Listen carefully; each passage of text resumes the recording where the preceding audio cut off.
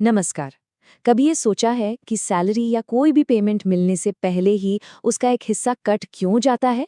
आज हम इसी पहेली को सुलझाने वाले हैं जिसका नाम है टीडीएस यानी स्रोत पर कर कटौती या टैक्स डिडक्टेड एट सोर्स। हम सबने ये महसूस किया है ना? चाहे वो महीने की सैलरी हो या किसी काम के बदले मिली फीस। अक्सर जो अमाउंट बताया जाता है, हाथ में उससे कुछ कम ही आता है। तो इस कटौती के पीछे की जो वजह है वो है टीडीएस। चलिए आज इसको एकदम आसान भाषा में समझते हैं।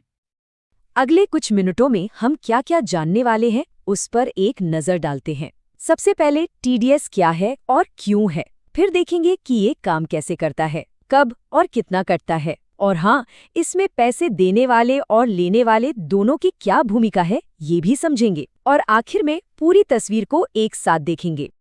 चलिए शुरू करते हैं हमारे पहले सवाल से। आखिर ये टीडीएस है क्या और सरकार को इसकी जरूरत ही क्यों पड़ी? बहुत सिंपल है।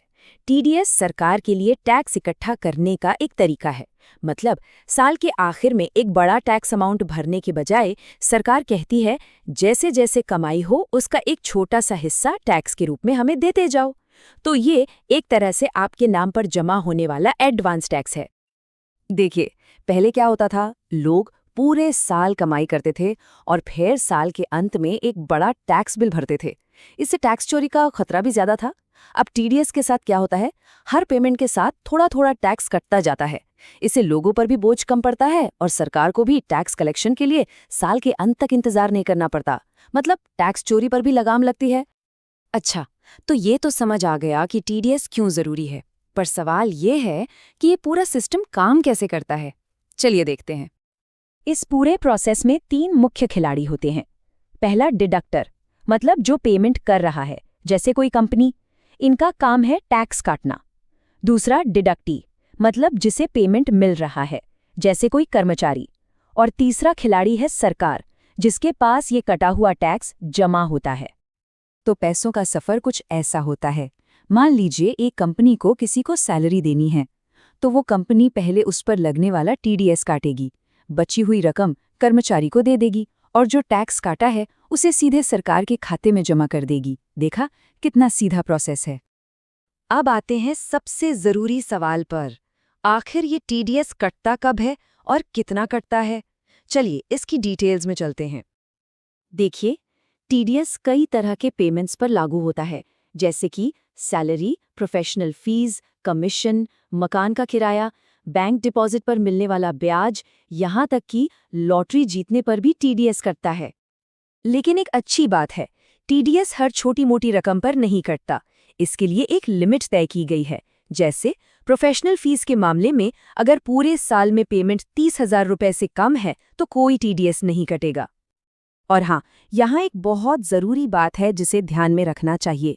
जैसे ही पेमेंट उस 30,000 रुपए की लिमिट को पार करता है तो टीडीएस सिर्फ लिमिट के ऊपर वाले अमाउंट पर नहीं, बल्कि शुरू से लेकर अब तक की पूरी रकम पर काटा जाता है। ये एक बहुत ही ज़रूरी नियम है। अब देखिए, पैन नंबर देना कितना ज़रूरी है। अगर पैन दिया है तो टीडीएस एक नॉर्मल रेट पर कटता है, मान लीजिए 10%। लेकिन अगर पैन नहीं दिया तो ये रेट सीधे डबल यानी 20% हो सकता है। ये बहुत बड़ा फर्क है, तो अपना पैन हमेशा अपडेट रखें। आइए अब कहानी को पैसे देने वाले यानी डिडक्टर के नजरिए से देखते हैं। उनकी क्या क्या जिम्मेदारियां होती हैं? जो भी पेमेंट कर रहा है उसकी कई जिम्मेदारियां हैं। उन्हें हर महीने टीडीएस काट कर सरकार के पास जमा करना होता है। फिर हर 3 महीने पर एक टीडीएस रिटर्न फाइल करना होता है, जिसमें सारी कटौतियों का हिसाब होता है। और साल के आखिर में उन्हें डिडक्टी को एक टीडीएस सर्टिफिकेट जैसे फॉर्म 16 देना होता है, जो इस बात का सबूत है कि टैक्स जमा हो चुका है। ठीक है, अब बात करते हैं उस व्यक्ति की जिसका टैक्स कटा है, यानी डिडक्टी की। उस कटे हुए पैसे का आखिर होता क्या है? सबसे पहली और सबसे जरूरी बात, टीडीएस में कटा हुआ पैसा कहीं जाता नहीं है। ये आपका ही पैसा है जो आपके पैन नंबर के अगेंस्ट टैक्स डिपार्टमेंट के पास एडवांस टैक्स के तौर पर सुरक्षित जमा रहता है। और आप ये सब कुछ देख सकते हैं फॉर्म 26AS में। इसे अपनी टैक्स पासबुक समझिए। साल भर में जिसने भी आपका टीडीएस काटा है उसकी पूरी डिटेल आपको इसमें मिल जाएगी। तो इस जमा हुए टैक्स का फायदा कैसे मिलता है? जब आप अपना इनकम टैक्स रिटर्न यानी ITR फाइल करते हैं, तब आप बताते हैं कि आपकी कुल टैक्स देनदारी कितनी है। फिर आप उस देनदारी में से पहले से जमा TDS को घटा देते हैं। अगर आपका टैक्स और बनता है तो आप बाकी का अमाउंट जमा कर देते हैं, और अगर आपका TDS ज्यादा कट गया है तो सरकार आपको रिफंड भेज देती है। तो चलिए अब इन सभी बातों को एक साथ जोड़ते हैं और समझते हैं कि TDS की पूरी तस्वीर आखिर है क्या। अगर एक लाइन में कहें तो TDS एक पे एज यू अर्न सिस्टम है, मतलब जैसे जैसे कमाओ वैसे वैसे चुकाओ। इससे टैक्स पेयर पर एक साथ बोझ नहीं पड़ता और सरकार को भी देश चलाने के लिए लगातार रेवेन्यू मिलता रहता है। ये सबके लिए एक फायदे का सौदा है। तो अब जब आप TDS के बारे में इतना कुछ जान गए हैं, तो एक सवाल खुद से ज़रूर पूछिए, क्या आप हर साल अपना फॉर्म 26AS चेक करते हैं? ये ट्रैक करना बहुत ज़रूरी है कि आपका जो भी टैक्स कटा है वो सही से जमा हुआ है या नहीं। ये एक अच्छी फाइनेंशियल आदत है, आज ही चेक करिए।